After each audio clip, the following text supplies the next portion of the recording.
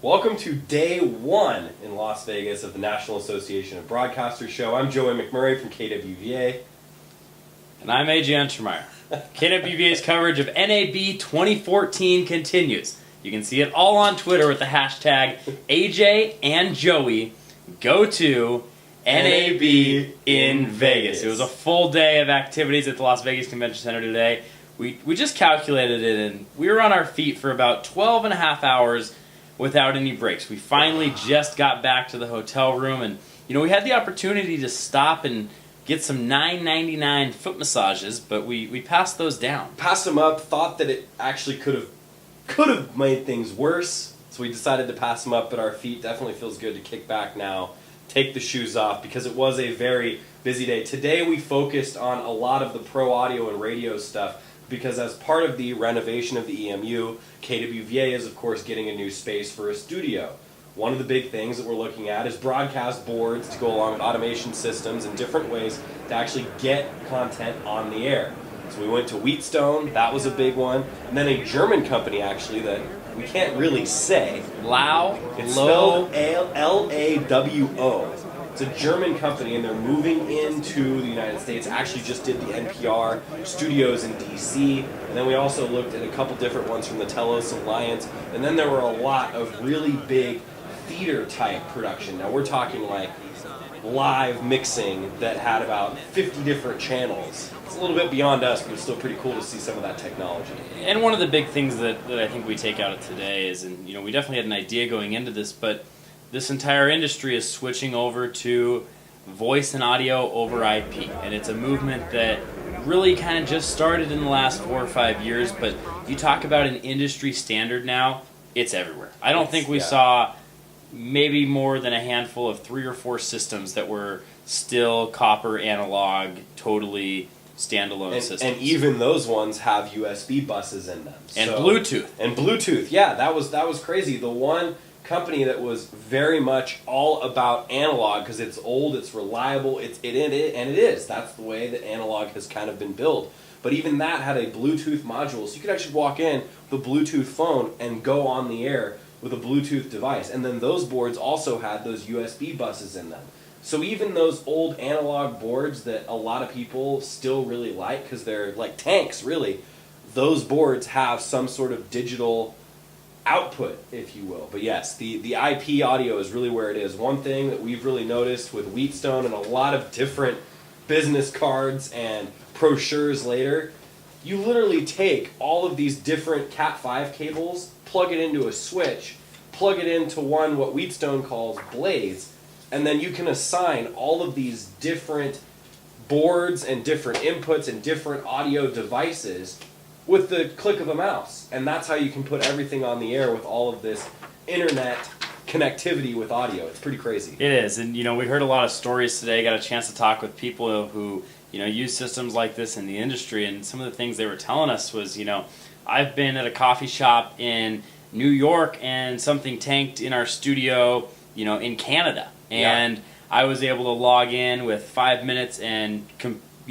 make this news set completely virtual and give this morning show a virtual switchboard pretty much on their computer and do that in less than 5 minutes without ever having to take them off the air. So the possibilities of what you can do with this voice over IP is really endless. These networks are so large that really you just kind of plug anything in and it's really plug and play. You can connect all these different things into it. And, you talked about, we saw with Wheatstone going with their blade systems, but one of the really cool things that we saw today was the audio cards that come out of your Ethernet ports, out of your network cards on your computer. You can take a pre-existing Ethernet output and put a little bit of firmware upgrade, a software system onto it, and you can turn that into a full digital audio out audio card. Plug that right in. Gone are the days where you actually have to plug a headphone in and run it into some sort of system. It all runs on an Ethernet port. That's the way everything is going. It was pretty incredible, and I think we only visited about an eighth of what this convention had to offer today. We focused. And it took about 8 hours. It did. We focused in the central hall, in the pro audio and radio section is where we spent most of our day. Again, looking at a lot of those, and a lot of those boards, and you know, it's funny, they don't really necessarily call them, you know, live boards anymore as much as they do control units or surfaces. And what we heard a lot. You know, we saw some of these that there were no buttons. There wasn't actually a surface. Screen. It was just a touch screen that you could drag your sliders up and down with. Pretty crazy. You know, I know we commented that was a little scary, but yes. I think that's the way things are moving, and it was crazy to see. And one other thing that we looked at also with this sort of over IP audio technology, Comrex.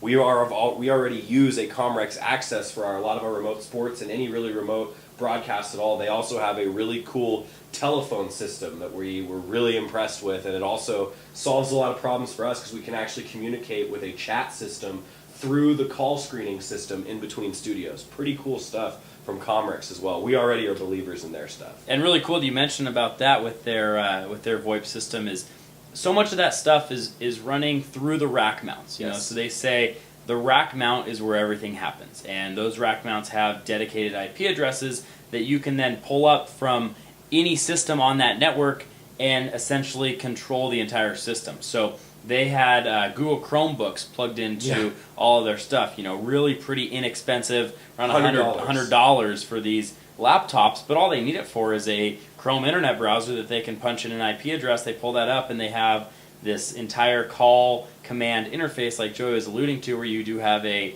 cross-communication chat between studios, so your producers and your on-air talent can communicate with each other. You can add notes to each individual caller. Really just kind of crazy, remarkable stuff. And we even saw them doing it with the Access and some of their, you know, actual remote broadcast units where they had a Chromebook logged in and were focusing a lot of time onto that rack server back end. Now, one other thing that we are going to look at tomorrow is a few more automation systems on day 2 of NAB. We haven't even made it out of the radio and pro audio section, haven't even made it to the video section. We got to walk through it a little bit when we were finding some lunch, had some nice barbecue for lunch, but then we still have to go through all of that as well as a few management systems and these automation systems. That's the next thing on our list, because whenever there isn't a DJ sitting in KWVA, we have to have something to put on the radio, and that's what we'll be looking at tomorrow on day 2.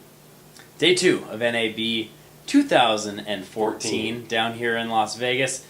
We got a chance to step away from the convention center a little bit. Just got to walk the strip downtown. I guess you don't call it downtown. It's just downtown's different from the strip. Yeah, we've learned that. Yes, we're not totally sure which direction downtown is, but could be that way. Could be that way.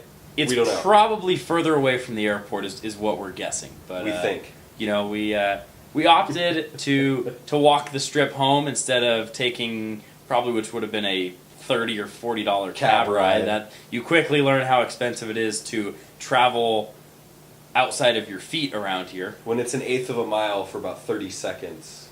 But the traffic out here is pretty crazy. I mean, we saw an accident on the way to dinner, and you know, I said, okay, that's enough. We can walk ourselves home. But we got to see the MGM, got to see Caesar's Palace, Treasure Island, Mirage, basically anything you've ever seen in the movies. We got to walk right by it, and it was a pretty cool sight. We still need to find out what hotel they stayed at for the hangover. We do.